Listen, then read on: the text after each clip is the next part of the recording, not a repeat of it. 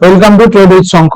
প্রতি সপ্তাহের মতো আমরা কিছু স্টক আলোচনা করব, নিফটি আলোচনা করব, সাথে সেক্টরও আলোচনা করব এবং তার সাথে গত সপ্তাহের রিভিউ দেখব আমাদের পারফরমেন্স কি করেছে। আমরা প্রথমেই দেখব গত সপ্তাহে আমরা কোন কোন স্টক বলেছিলাম এবং কোন কোন সেক্টর বলেছিলাম। প্রথমেই আমরা দেখবো বলেছিলাম যে কানাডা ব্যাংক। কানাডা ব্যাংক আমরা বলেছিলাম। সেকেন্ড বলেছিলাম হিন্দুস্তান এরোনটিক্স HAL, যেটা আমাদের ডিফেন্স স্টক আছে। আর থার্ড আমরা বলেছিলাম কি, যে সোলার ইন্ডাস্ট্রি। তো আমরা এই তিনটে স্টক আমরা ফার্স্ট দেখবো, দেন আমরা আবার নতুন অ্যানালাইসিসে যাব। তো আমরা যদি দেখি এই সপ্তাহে কানাডা ব্যাংক কি বানিয়েছে। তো এই সপ্তাহে কানাডা ব্যাংক, এক মিনিট, আমরা যদি দেখি তাহলে বুঝতে পারবো কানাডা ব্যাংক এই সপ্তাহে কাইন্ড অফ সাইডওয়েজ। মানে কি, তার কারণ কি, আমরা যদি নিফটি দেখি, নিফটিও কিন্তু সেলিং এ আছে। এই সপ্তাহে নিফটি আমাদের কত পার্সেন্ট সেলিং এ এসেছে? ওপেনিং থেকে যদি আমরা ক্লোজিং দেখি তাহলে প্রায় লগভগ 220, মানে প্রায় 1% মতো সেলিং এ আছে। আর যদি কানাডা ব্যাংক দেখি তাহলে কিন্তু কাইন্ড অফ নিফটির মতনই কিন্তু পারফরমেন্স করেছে। ঠিক আছে, অর্থাৎ আমরা আগামী দিনে এই যে আমাদের হাইটা মার্ক করা আছে কত, এই যে হাইটা 132 টাকা 53 পয়সা, হাইটা মার্ক করা আছে, এই মার্ক হাইটা ব্রেক করলে কিন্তু কানাডা ব্যাংকে একটা আপসাইড মুভমেন্ট আমরা পেতে পারি। ঠিক আছে, অর্থাৎ কানাডা ব্যাংকে কিন্তু আমরা আগামী সপ্তাহের জন্য নজরে রাখবো। দেন আমরা কি দেখবো, হিন্দুস্তান এরোনটিক্স। কি দেখবো, হিন্দুস্তান এরোনটিক্স। হিন্দুস্তান এরোনটিক্স যদি আমরা দেখি, গত সপ্তাহে আমরা আলোচনা করেছিলাম যে হিন্দুস্তান এরোনটিক্স কিন্তু স্ট্রং জোনে আছে। এবং আমরা যদি দেখি এখান থেকে যদি আমরা ওপেনিং টু দেখি, দেন কিন্তু হিন্দুস্তান এরোনটিক্স প্রায় 2.47% কিন্তু পজিটিভ। ঠিক আছে, তার মানে আমাদের অ্যানালিসিস ঠিকই ছিল। হিন্দুস্তান এরোনটিক্স কিন্তু উপরের দিকে যাওয়ার সম্ভাবনা আছে। নিফটি কিন্তু ডাউন, নিফটি নিচের দিকে, নিফটি 1% ডাউন, কিন্তু হিন্দুস্তান এরোনটিক্স কিন্তু প্লাস 2.5% আপ। বোঝা গেল? তাহলে আমাদের স্টক গুলো অ্যানালিসিস ঠিক ছিল। এবং এর সাথে যদি আমরা দেখি সোলার ইন্ডাস্ট্রি, তাহলে কিন্তু আরো আমাদের বেস্ট হিসাবে আমরা গণ্য হবে। তার কারণ কি হয় দেখো, এইগুলোতে যদি আমরা দেখি, নিফটিতে কিন্তু 1% সেলিং আছে নিফটিতে, কিন্তু সোলার ইন্ডাস্ট্রিতে কি করেছে, সোলার ইন্ডাস্ট্রিতে প্রায় এখান থেকে প্রায় 6.7% কিন্তু আপ আছে। তাহলে আমরা যদি স্টকে যদি আমরা কাজ করি, তাহলে কিন্তু তিনটে স্টকের মধ্যে আমাদের দুটো স্টক কিন্তু পজিটিভ, একটা স্টক কাইন্ড অফ নেগেটিভ। ঠিক আছে, তো আমরা এই আমাদের গত সপ্তাহের ভিডিও যদি আমরা দেখি তাহলে বুঝতে পারবো যে আমরা এই তিনটে স্টক নিয়ে আলোচনা করেছি। এবং যাই হোক, যেটা হয়ে গেছে সেটা নিয়ে আর ভেবে লাভ নেই। আমরা আগামী দিনের জন্য আবার নেক্সট প্ল্যান করবো। আমাদের সেম অ্যানালিসিস কি থাকবে, যে আমরা নিফটি দেখবো। নিফটিকে কি দেখবো, নিফটি প্রথমে আমরা দেখবো যে নিফটির পারফরমেন্স কি করেছে, সেলিং না বাইং এই সপ্তাহে। ঠিক আছে, তো প্রথমে আমরা নিফটির চার্ট খুলবো যথারীতি। নিফটির চার্টে কি দেখবো, Nifty kind of negative candle বানিয়েছে। এবং এটা একটা কি জোন, আমরা গত সপ্তাহে আলোচনা করেছিলাম, এটা কাইন্ড অফ রেজিস্ট্যান্স জোন, কিন্তু রেজিস্ট্যান্সটা উইক হয়ে গেছে। মার্কেট এখান থেকে এসেছিল, দেন এখানে এসেছিল, মার্কেট কিন্তু আবার সেল অফ হওয়ার কথা, কিন্তু মার্কেট কন্টিনিউশন করতে পারেনি। আবার কিন্তু সেলিং জোনে গেছে, আবার কিন্তু সেল অফ করতে পারেনি, আবার কিন্তু যথারীতি সেলিং জোনে এসেছে, আবার কিন্তু সেলিং এ আসার চেষ্টা করছে। তো মার্কেট এখানে কি করতে পারে, মার্কেট এখানে কিন্তু একটা সুন্দর চার্ট প্যাটার্ন বানাচ্ছে। আমরা যদি এখান থেকে দেখি, মার্কেট এখান থেকে একটা ট্রেন্ড লাইন আসছিল, মার্কেট কিন্তু এখান থেকে কিন্তু একটা সুন্দর চার্ট প্যাটার্ন বানাচ্ছে। ঠিক আছে, তো মার্কেট কি করতে পারে, এখান থেকে হয় ব্রেকডাউন করতে পারে, আদারওয়াইজ ব্রেকআউট করতে পারে। তো মার্কেট কাইন্ড অফ দুটো জিনিস করতে পারে। মার্কেট কিন্তু আবার যে আমাদের রেঞ্জটা ছিল, এই রেঞ্জের মধ্যে কিন্তু আবার এসে গেছে। এই যে কি সুন্দর আমাদের একটা রেঞ্জ চলছিল, এই রেঞ্জের মধ্যে কিন্তু আবার এসে গেছে। তো মার্কেট কাইন্ড অফ এই রেঞ্জের মধ্যে কিন্তু ঘোরাফেরা করবে এবং আবার কিন্তু মার্কেট এই যে লেভেলটা আছে এই লেভেলে কিন্তু আসতে পারে। দেন এখান থেকে ব্রেকডাউন করবে কি আবার ব্রেকআউট করবে সেটা আমরা জানি না, কিন্তু এই লেভেলে আসার সম্ভাবনা আছে। তো আগামী উইকের জন্য কিন্তু আমাদের কাইন্ড অফ সেলিং প্ল্যান থাকতে পারে। বাইং প্ল্যান কেমন করবো, বাইং প্ল্যান যতক্ষণ 24,500 উপরে যাবে তখন কিন্তু আমরা বাইং সাইডে প্ল্যান করবো। ঠিক আছে, আর সেলিং প্ল্যান কিন্তু আমাদের আগামী সপ্তাহের জন্য থাকবে। তো নিফটিতে আমরা সেলিং প্ল্যান করবো, আর এর সাথে কিন্তু আমরা নিফটির সাথে আমরা সেক্টরে অ্যানালিসিস করবো। তো যথারীতি আমাদের নিফটি এক সাইডে নিফটি খোলা থাকবে, আর এক সাইডে আমরা কিছু সেক্টর দেখবো, যে কোন সেক্টরটা আমাদের বাইং এ এসেছিল এই উইকে, আর কোন সেক্টরটা সেলিং এ গেছে। ঠিক আছে, তো আমরা যথারীতি প্রথমে আমরা কি দেখবো, নিফটি পিএসইউ ব্যাংক। তেমন গত সপ্তাহে আমরা বলেছিলাম, তো যথারীতি নিফটি পিএসইউ ব্যাংক কিন্তু কাইন্ড অফ নেগেটিভ। এবং নিফটি ওভারঅল যে আমাদের ইন্ডাইসিস আছে সেটা নেগেটিভ, এটা কিন্তু কাইন্ড অফ নেগেটিভ, কিন্তু খুব বেশি নেগেটিভ না, জাস্ট অল্প নেগেটিভ আছে, মানে এটা কিন্তু স্ট্রং সেক্টর এখন অবধি। ঠিক আছে, তো আগামী দিনে কিন্তু এটা বেস্ট সেক্টর হতে পারে। দেন আমরা কি দেখবো, নিফটি ডিফেন্স। আমরা দুটো সেক্টরই আলোচনা করেছিলাম গত সপ্তাহে, এবং একটা সেক্টর কিন্তু বহুদিন ধরে পারফরমেন্স করে। আমরা কি দেখতে পাচ্ছি, নিফটি ডিফেন্স, নিফটি কিন্তু সেলিং এ, কিন্তু ডিফেন্স সেক্টর কিন্তু পজিটিভ। কি সুন্দর আমাদের একটা কি সুন্দর হ্যামার ক্যান্ডেল বানিয়েছে, এবং প্রিভিয়াস হাই ছিল সেটা কিন্তু ব্রেকআউট করে দিয়েছে। অর্থাৎ ডিফেন্স কিন্তু আরো কিন্তু উপরের দিকে যাওয়ার চেষ্টা করবে। ঠিক আছে, অর্থাৎ এই জিনিসগুলো আমাদের ছোট ছোট জিনিসগুলো মাথায় রাখতে হবে। এবং এর সাথে যদি আমরা কিছু আরো অন্যান্য সেক্টর দেখি যেগুলো এই সপ্তাহে বেস্ট পারফরমেন্স করেছে, তার মধ্যে আমরা কিন্তু কনজিউমার ডিউরেবল দেখতে পারি। কনজিউমার ডিউরেবল কি দেখবো, নিফটি সেলিং এ, কনজিউমার ডিউরেবল কিন্তু আপে। কিন্তু আমাদের একটা জিনিস মাথায় রাখতে হবে, এটা কোন জোনে আছে, এটা একটা সেলিং জোন, এই যে এই জোনে কিন্তু আবার এসেছে। এবার যতক্ষণ না এই লেভেল থেকে আবার আরেকটা জিনিস দেখবো, প্রাইস থেকে আসছে, প্রাইস কিন্তু এখান থেকে আসছে, অর্থাৎ এখানে কিন্তু প্রফিট বুকিং করার টাইম আছে। অর্থাৎ এই জিনিসগুলো আমাদের একটু নজরে রাখতে হবে, যে বাইং থেকে আসছে, সেলিং থেকে আসছে, এই জিনিসগুলো মাথায় রাখতে হবে। তো এই সেক্টরটা আমরা একটু অ্যাভয়েড করবো। কতক্ষণ অ্যাভয়েড করবো, নেক্সট উইক আবার আমাদের এরকম বুলিশ ক্যান্ডেল বানাক, দেন আমরা অপেক্ষা করবো কোনো পুলব্যাকের জন্য, দেন আমরা সেখান থেকে আপসাইডের জন্য এই টার্গেটটা পেতে পারি। ঠিক আছে, না হলে এই জায়গাতে কিন্তু সেলিং আসার সম্ভাবনা আমাদের কিন্তু থাকলেও থাকতে পারে। কিন্তু এগুলো আমরা অ্যাভয়েড করবো, কারণ স্টপ লস হয়ে যাবে। ঠিক আছে, অর্থাৎ ডিফেন্স সেক্টর কি দেখবো, ডিফেন্স সেক্টর কিন্তু ব্রেকআউট করেছে, এবং এই যে ব্রেকআউটটা করেছে এটা কিন্তু অল টাইম হাই ব্রেকআউট। মানে ডিফেন্স সেক্টর এখান থেকে কিন্তু একটা ব্রেকআউট করেছিল, দেন পুলব্যাক নিয়েছিল, আবার উপর দিকে গেছিল, আবার পুলব্যাক নিয়ে আবার উপর দিকে যাওয়ার চেষ্টা করছে। অর্থাৎ মার্কেট কিন্তু আরো উপর দিকে যাওয়ার চেষ্টা করবে। অর্থাৎ ডিফেন্স স্টক গুলো আমরা আরো আবার নজরে রাখবো। এবং তার সাথেও আমরা দেখবো যে তাহলে কি কি দেখলাম আমরা আগের উইকের মতনই, পিএসইউ ব্যাংক, ডিফেন্স সেক্টর কিন্তু আমাদের স্ট্রং। তার সাথে আমরা আর কি দেখবো, কোন stock sector strong, capital market. Capital মার্কেটও কিন্তু নিফটি থেকে স্ট্রং। এই যে নিফটি 50 এখানে দেখতে পাচ্ছি, আর ক্যাপিটাল মার্কেট যদি আমরা এখানে পাশে চার্ট খুলি, তাহলে কিন্তু ক্যাপিটাল মার্কেটও কিন্তু স্ট্রং। আমার কাছে কি সুন্দর একটা এখানে চার্ট আঁকা আছে। কি করেছে ক্যাপিটাল মার্কেট, এখান থেকে ব্রেকআউট করেছিল, দেন এখানে কিন্তু একটা কনসলিডেশন ফেজের মধ্যে আছে, দেন কিন্তু এখানে মার্কেট কিন্তু সাপোর্ট লেভেল, মার্কেটের এই লেভেলটা কিন্তু সাপোর্ট লেভেল, অর্থাৎ মার্কেট কিন্তু এখান থেকে আবার কাইন্ড অফ এই জায়গায় যেতে পারে। অর্থাৎ আগামী দিনে কিন্তু ক্যাপিটাল মার্কেট কিন্তু বুলিশ হওয়ার সম্ভাবনা আছে। ঠিক আছে, অর্থাৎ capital market stock plus defence stock, PSU bank আমরা একটু হালকা অ্যাভয়েড করলেও করতে পারি আগামী সপ্তাহের জন্য। তো আমরা ক্যাপিটাল মার্কেট আর ডিফেন্স, এবার এই সেক্টরের স্টক গুলো খুঁজবো কি করে, আমরা যদি এখানে দেখি এনএসসি সাইট থেকে এই সেক্টরগুলো স্টক খুঁজে পাবো। আমরা এখানে এনএসসি সাইট খুলবো, এখানে এনএসসি হিট ম্যাপ বলে একটা অপশন আছে, এখান থেকে খুলবো, দেন এখানে প্রথমে কি দেখবো, নিফটি ডিফেন্স, এখানে অনেক সেক্টর আছে। ঠিক আছে, প্রথমে দেখবো নিফটি ডিফেন্স। নিফটি ডিফেন্স এর মধ্যে স্ট্রং কিন্তু এগুলো, এর মধ্যে আমরা কিছু স্ট্রাকচার খুঁজে পাই কিনা দেখবো। প্রথমে দেখবো ডাইনামেটিক। ডাইনামেটিক কি দেখবো, যে আমরা তাহলে আমাদের ওভারঅল কাজ কি হলো, আমরা সেক্টর অ্যানালিসিস করে নিলাম, দেন আমরা সেই সেক্টরের মধ্যে আমরা বেস্ট স্টক খুঁজবো। কি কি স্টক আছে, ডাইনামেটিক দেখবো এখান থেকে, যে ডাইনামেটিকে কোনো স্ট্রাকচার বানিয়েছে কিনা। আমরা উইকলিতে দেখছি, তার মানে উইকলিতে কোনো স্ট্রাকচার বানিয়েছে কিনা আমরা সব ডিলিট করে দেবো। তো উইকলিতে কি কোনো স্ট্রাকচার বানিয়েছে, প্রাইস কিন্তু একটা রেঞ্জের মধ্যে ঘোরাফেরা করছে, এটা কোনো স্ট্রাকচারই না, তো এই স্টক গুলো আমরা অ্যাভয়েড করবো। তার মানে এখান থেকে কিন্তু সেলিং আসতে পারে, বাইং আসতে পারে, কি আসবে আমরা জানি না, অতএব এগুলো আমরা অ্যাভয়েড করবো। যদি কোনো কনফিউশন থাকে আমরা সেটাকে অ্যাভয়েড করবো। হাজার হাজার স্টক আছে।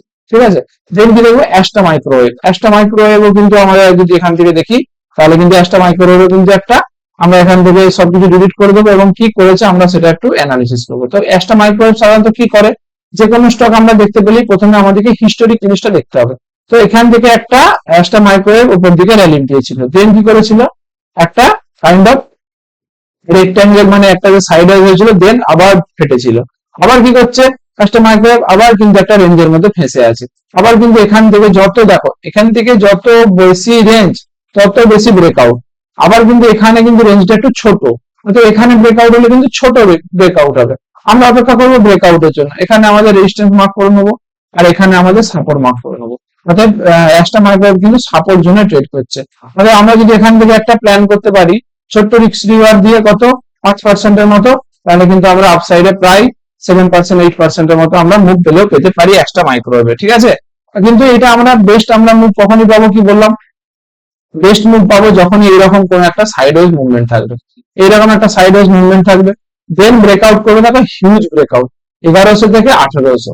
ঠিক আছে, অর্থাৎ এরকম যদি এই যে 1700 থেকে 1900 এর মধ্যে আবার যদি এটা কয়েক সপ্তাহ হয়, দেন ব্রেকআউট করলে কিন্তু আমরা বেস্ট মুভমেন্ট পেলেও পেতে পারি। ঠিক আছে, অর্থাৎ অ্যাস্টা মাইক্রোওয়েভ কিন্তু আমরা নজর রাখতে পারি ছোট মুভমেন্টের জন্য, এটা খুব বেশি মুভমেন্ট দেবে না, তখন এখান থেকে অলরেডি এতদূর চলে গেছে, আর কত দূর যাবে, আর হয়তো খুব চলে যাবে, আবার 2000 এরকম যাবে, অর্থাৎ এগুলো আমরা একটু অ্যাভয়েড করে ভালো হবে। তো বলবো পরশ যদি আমরা দেখি, পরশ ডিফেন্স আমরা যদি খুলি, তাহলে তো বুঝতে পারবো। তো ভিডিওটা ভালো লাগলে একটা লাইক করে দিও, চ্যানেলটা সাবস্ক্রাইব করে দিও। আগের সপ্তাহে আমরা 3টে স্টক বলেছিলাম, তার মধ্যে 2টো স্টক অলরেডি আমাদের পজিটিভ আর একটা স্টক হালকা নেগেটিভ। ঠিক আছে, তো ওভারঅল আমাদের 3টে কিন্তু পজিটিভ। এই সপ্তাহে আমরা ফাইনাল কিন্তু আমরা 2টো কি 3টে আমরা স্টক বলবো এবং পারফরমেন্স দেখবো যে কি করেছে।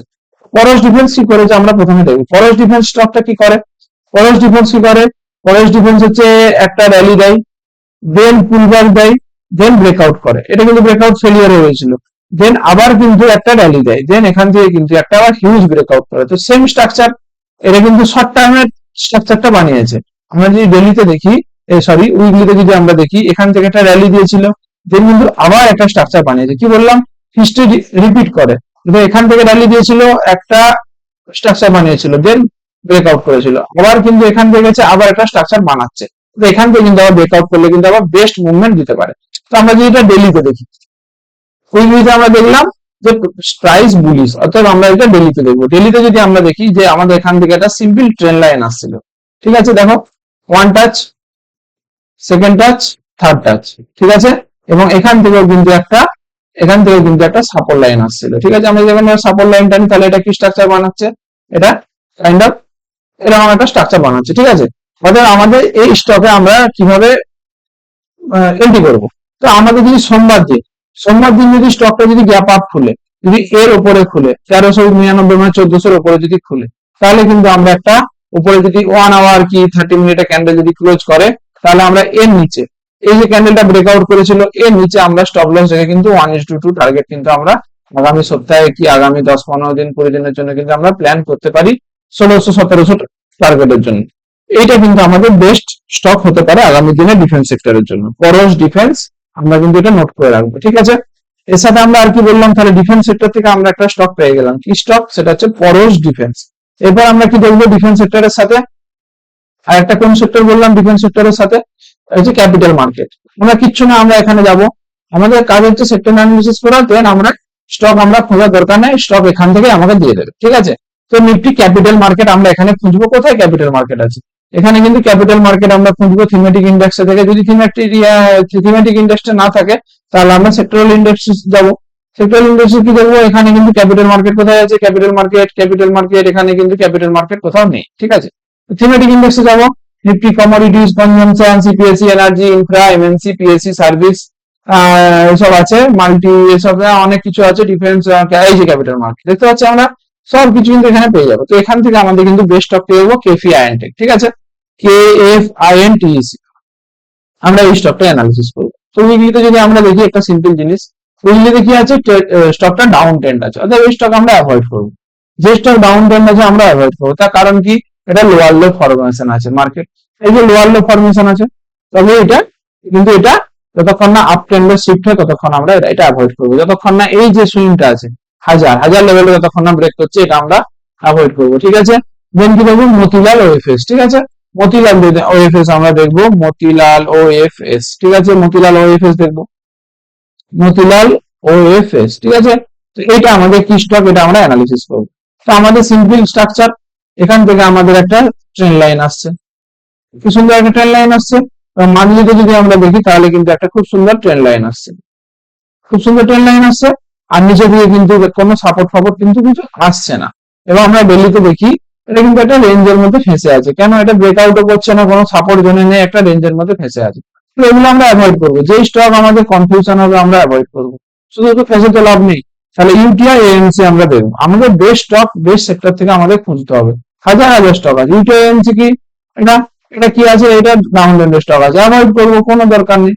361 আমরা দেখবো, 361 স্টকটা কি বানিয়েছে, সরি 361 আমরা যদি দেখি তাহলে বুঝতে পারবো যে এই স্ট্রাকচারটা কি বানিয়েছে, অর্থাৎ 361 কিন্তু আমাদের জন্য বেস্ট। আমরা কি দেখবো, উইকলিতে আমরা কি দেখতে পাচ্ছি, উইকলিতে এখান থেকে কিন্তু একটা ট্রেন লাইন আছে, কি সুন্দর ট্রেন লাইন, কিন্তু এখনো ব্রেকআউট করতে কিন্তু বাকি আছে। দেখো ট্রেন লাইনের উপরে কিন্তু ক্লোজ করেনি, এই ট্রেন লাইনটা কিন্তু one touch, second touch, third touch, fourth touch, কি সুন্দর ট্রেন লাইন, ঠিক আছে।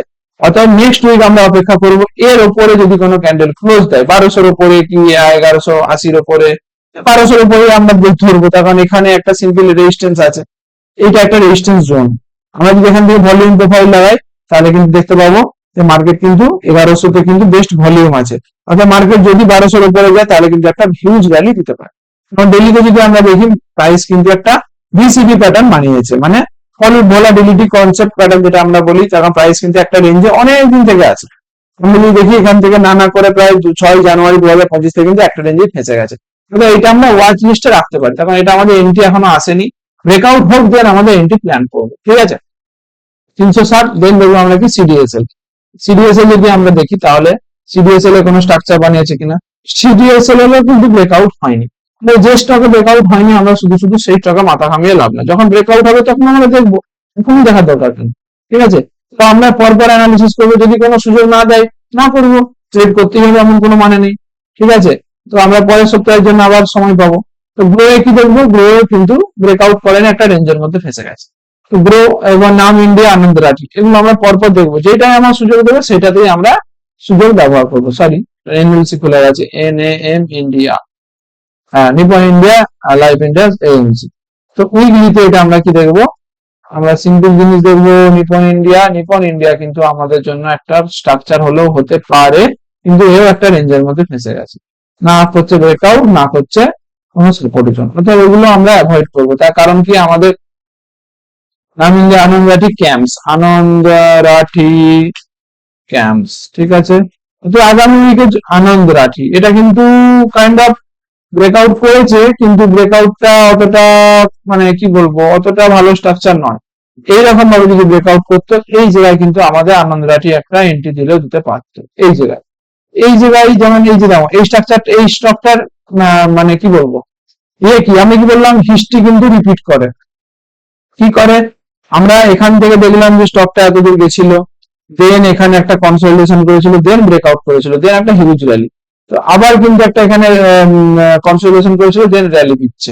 তাহলে আমরা এই র্যালিতে ঢুকবো না, এটা কিন্তু একটা ওপেন ট্রেন, এইটাকে ট্রেন বলে, আর এইটাকে কি বলে হচ্ছে প্ল্যাটফর্ম। এখানে হোল্ড করেছিল, অর্থাৎ আমাদের এখানে উঠতে হতো, কিন্তু এটা কিন্তু আবার ট্রেনটা যাচ্ছে, অর্থাৎ এখানে আমরা উঠলে কিন্তু আমাদের স্টপ লস ঠিকঠাক থাকবে না, হিট হয়ে যাওয়ার সম্ভাবনা আছে, তবে এখানটা আমরা অ্যাভয়েড করবো। ঠিক আছে, আনন্দ রাঠিটা কিন্তু আগের সপ্তাহের জন্য আমাদের বেস্ট কিন্তু সুযোগ ছিল, কিন্তু তখন আমরা যেহেতু দুটো সেক্টর বলেছিলাম, তখন কিন্তু এই সেক্টরটা বলিনি, অর্থাৎ এই সেক্টরে ম্যাক্সিমাম স্টকই কিন্তু সাইডওয়েজ।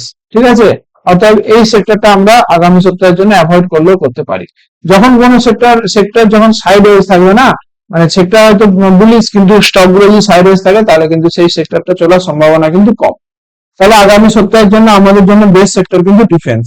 ডিফেন্স সেক্টরে যদি আমরা স্টক যেগুলো আমরা বললাম, তবু আমরা আরেকবার দেখবো, যদি একটা কেন, আমরা যদি আরো একটা কি দুটো যদি স্টক আমরা অ্যানালিসিস করতে পারি, তাহলে আমাদের জন্য বেস্ট কাজ করবে। ঠিক আছে, তো আমরা এখানে আগের সপ্তাহে বলেছিলাম যে সোলার ইন্ডাস্ট্রি কিন্তু আমাদের বেস্ট কাজ করতে পারে, তাহলে যথারীতি সোলার ইন্ডাস্ট্রিতেও কিন্তু আমাদের একটা বেস্ট পারফরমেন্স দিতে পারে। ঠিক আছে, সোলার ইন্ডাস্ট্রি আমাদের দেখো এখান থেকে একটা ট্রেন গেছিল, দেন এখানে একটা বুলিশ স্ট্রাকচার বানিয়েছে, কাপ অ্যান্ড হ্যান্ডেল, দেন এখানে কিন্তু আবার ব্রেকআউট করেছে। তো আমাদের প্ল্যান কি থাকবে, এই যে হাইটা বানিয়েছে, এই যে হাইটা 20,358, এই হাইটা ব্রেক করলে আমরা কিন্তু একটা এন্ট্রি এখানে প্ল্যান করতে পারি। স্টপ লস থাকবে এই ক্যান্ডেলের 50% কি 60%, দেন আমাদের টার্গেট কিন্তু 1:2 থাকবে, 13-14-15% আমাদের সোলার ইন্ডাস্ট্রিতেও কিন্তু আগামী দিনে আমাদের প্ল্যান থাকতে পারে। ঠিক আছে, তো এটা কিন্তু ডিফেন্স সেক্টরের স্টক আগের সপ্তাহে বলেছিলাম। আর কি বললাম, আর কি অ্যানালিসিস করবো, আমরা যদি দেখি ডাটা প্যাটার্ন যদি আমরা দেখতে পারি, তাহলে কি দেখবো, ডাটা প্যাটার্নসও কিন্তু আমাদের সাইডওয়েজ এর মধ্যে আছে, কিন্তু হায়ার হাই বানাচ্ছে, এখানে কিন্তু প্ল্যান করলে কিন্তু স্টপ লসটা একটু বড় হয়ে যাবে। ঠিক আছে, অর্থাৎ ডাটা প্যাটার্নসও আমরা একটু অ্যাভয়েড করলেও করতে পারি। বিএমএল, জিআরএসসি, বিএমএল টা যদি আমরা দেখি, বিইএমএল আমরা এরকম একটা একটা করে অ্যানালিসিস করবো। যাই বিএমএল ও কিন্তু আমাদের একটা স্ট্রাকচার বানিয়েছে। ঠিক আছে, আমরা এখান থেকে একটা সুন্দরভাবে একটা ট্রেন লাইন টানবো, সুন্দর একটা ট্রেন লাইন আসছে, আর নিচ থেকে কিন্তু একটাও ট্রেন লাইন আসছে, এই যে এটা কিন্তু একটা রেঞ্জের মধ্যে ফেসে গেছে। ঠিক আছে, যতক্ষণ না ব্রেকআউট হচ্ছে আমরা অ্যাভয়েড করবো স্টক, এই স্টক গুলোকে আমরা অ্যাভয়েড করবো। ঠিক আছে, আর যাই হোক, তো আমাদের আগামী সপ্তাহের জন্য বেস্ট সেক্টর আমাদের কিন্তু ডিফেন্স সেক্টর, এবং ডিফেন্স সেক্টরের বেস্ট স্টক কি দেখলাম, একটা ফার্স্ট হচ্ছে সোলার ইন্ডাস্ট্রি, যেটা আগের সপ্তাহে আমরা আলোচনা করেছিলাম। সেকেন্ড কি বললাম, পরশ ডিফেন্স। পরশ ডিফেন্সও কিন্তু আমাদের জন্য বেস্ট স্টক কিন্তু আগামী সপ্তাহের জন্য হতে পারে। পরশ ডিফেন্স কোন জায়গায় আছে, পরশ ডিফেন্সে যদি ব্রেকআউট দিয়ে দিয়েছে, এবং ব্রেকআউট যদি সাস্টেন করে যায়, তাহলে কিন্তু পরশ ডিফেন্সও কিন্তু বেস্ট স্টক হিসাবে আগামী দিনে হতে পারে। নিফটি কিন্তু গত মানে পরের যে উইক আছে, সেই উইকে কিন্তু নিফটি সেলিং এ আসার সম্ভাবনাটা বেশি। কারণ কি বললাম, এখন নিফটি এই যে রেঞ্জটা চলছিল, নিফটি যদি আমরা এখানে ক্যান্ডেল যদি ছেড়ে দিয়ে লাইন চার্ট দেখি, লাইন চার্ট দেখলে কিন্তু নিফটি এখনো কিন্তু রেঞ্জের মধ্যে আসেনি, জাস্ট ছাপন নেওয়ার চেষ্টা করছে। এই যে আমাদের লাইন চার্ট টানি, লাইন চার্ট হচ্ছে আমাদের জন্য বেস্ট হয়, তার কারণ এই যে উইক গুলো কনফিউশনে করে দেয়।